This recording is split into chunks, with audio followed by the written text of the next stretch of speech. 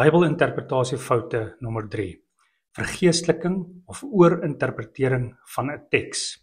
Die definisie hiervan is, in plaas daarvan om op die duidelike betekenis van die verhaal te fokus, gee mense die teks oor aan die weergawe van 'n ander betekenis buite die teks self.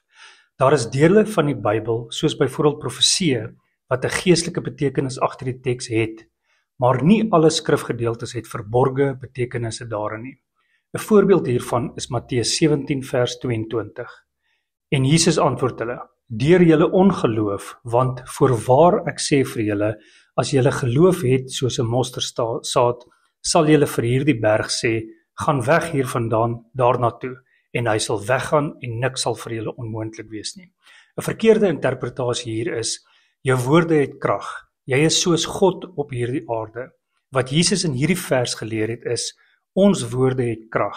Die berge is jou lewensprobleme. Wat ook al jou lewensprobleme is, of dit nou familieprobleme, finansiële probleme of gesondheidsprobleme is, praat net met jou probleme en met sterk geloof sal die probleem verander in 'n seën. Hierdie vers het egter niks te doen met die mag van menslike woorde om finansiële probleme, familieverhoudingsprobleme of om 'n sieke gesond te maak nie. Jesus sê hier dat die apostels nie wonderwerke kon doen nie as gevolg van hulle ongeloof. As hulle self net 'n klein bietjie geloof gehad het, sou dit moontlik gewees het om die onmoontlike te doen. Wonderwerke te doen, God te verheerlik en help om sy koninkryk te bou. Die Bybel moet gelees word soos enige ander literêre werk. Ons moet dit eenvoudig lees en ook die kontekstuele studie en inhoudstudie in ag neem. Ons moet nie onnodig probeer om verborge betekenisse binne in die teks te vind nie.